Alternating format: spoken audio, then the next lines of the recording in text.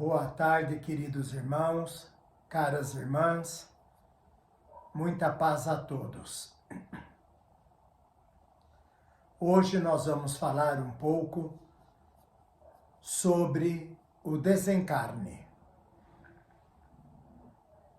E vamos chamar esse tema de melhora antes da morte. Ao visitarmos um doente em estado grave num hospital, percebemos a família desesperada, chorando, implorando a Deus socorro imediato para que o seu ente querido recupere a saúde.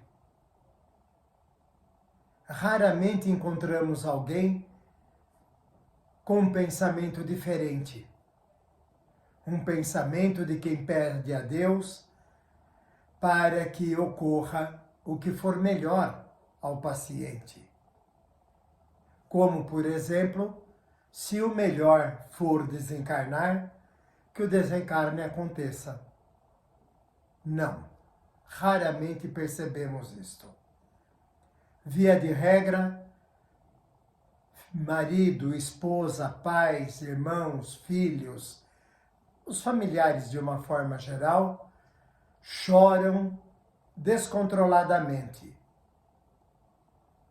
E só tem no coração a vontade de manterem vivo o ser que está prestes a desencarnar. Quando isso acontece, meus irmãos, existe todo um acompanhamento para que ocorra o desencarne.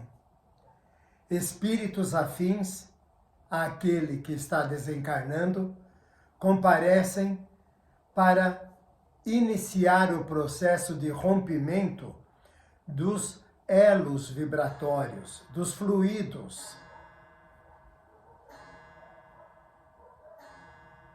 Ocorre também nesses momentos uma verdadeira agitação. Se o desencarnante foi uma pessoa equilibrada espiritualmente, se procurou durante sua jornada física compreender as leis da reencarnação, seu espírito se entrega docilmente, porque sabe que o processo é inevitável. Então, na medida do possível, esse espírito começa a fazer preces, pedindo a Deus, pedindo ao seu anjo da guarda, pedindo aos espíritos que, em nome de Jesus, facilitem o seu desencarne. Então, tudo ocorre de maneira simples, de maneira proveitosa para o desencarnante. Ao contrário disto, se a pessoa teve uma vida extremamente difícil em suas emoções, extremamente difícil em sua postura perante a vida, atrairá espíritos que vibram como ele, no mesmo diapasão, e que vão fazer de tudo para que o momento do desencarne não aconteça. Aí vejam, meus irmãos, o desespero dos familiares, mais a intercorrência desses espíritos, prolongam o máximo que podem os liames que prendem o espírito à matéria. O espírito não consegue desencarnar com facilidade. Tanto numa como noutra situação, observamos que o doente tem sempre uma melhora inesperada. e a família entra em alegria, agradecendo a Deus por ter ouvido seus pedidos, por ter permitido que o seu doente amado entrasse em recuperação física. E vão para casa com o coração menos oprimido, com sentimentos mais tranquilos. Vão confiantes de que no dia seguinte retornarão ao hospital e verão que logo, logo o doentinho terá alta. E quando chegam ao hospital, tem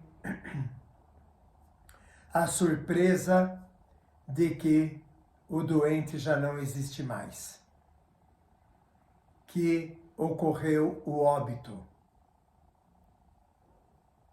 Felizmente, os seres espirituais têm esse recurso, porque assim conseguem tranquilizar o corpo físico, harmonizar o mais possível o perispírito, romper os laços fluídicos que prendem o espírito ao corpo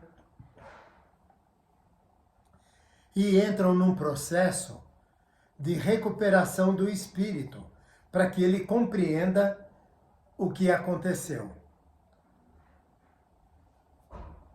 Então é sempre um desencarne um tanto quanto chocante para o espírito. O que acontece de maneira completamente diferente quando há entendimento da espiritualidade.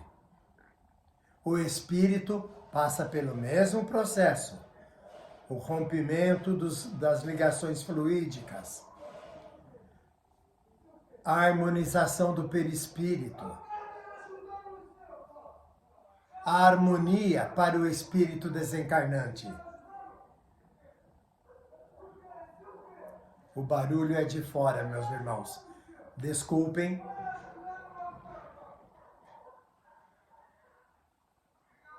Vamos continuar. Tanto no primeiro caso, é constatada uma situação ruim que o acompanhamento do corpo no velório é sempre entristecedor. Quando vemos familiares gritando, perdendo o equilíbrio completamente, pedindo a Deus que troque a sua vida pela vida daquele que já não existe mais, observamos nos velórios uma névoa cinza, densa, que prejudica enormemente o espírito desencarnante, ou recém-desencarnado, melhor dizendo. Quando aquele que desencarnou procurou conhecer o mundo espiritual, procurou conhecer o processo da reencarnação e da desencarnação, quando os familiares estão sentindo a morte do ente querido, mas ao mesmo tempo estão agradecidos a Deus por ter chegado o fim do sofrimento. Esse espírito é recolhido de imediato. Ele deixa o corpo ali durante o velório e acompanha os socorristas espirituais e entra em processo de acolhimento de muitos e muitos espíritos que se prepararam também para viver na vida espiritual. Tomara a Deus que chegue o dia em que grande parte dos seres humanos busquem compreender o que é viver, o que é desencarnar, o que é reencarnar. Porque assim esses espíritos estarão em conformidade com as leis da eternidade. Então, meus irmãos, quando perdemos alguém muito querido, vamos sentir, claro que vamos, mas vamos chorar um dia, 2 dias, talvez uma semana no máximo, entremeando o nosso choro, o nosso pesar, com preces pedindo a Deus pela paz daquele ser. Porque assim auxiliaremos ao desencarnante e auxiliaremos a nós mesmos num ato de verdadeira fé e confiança em Deus. Paz a todos.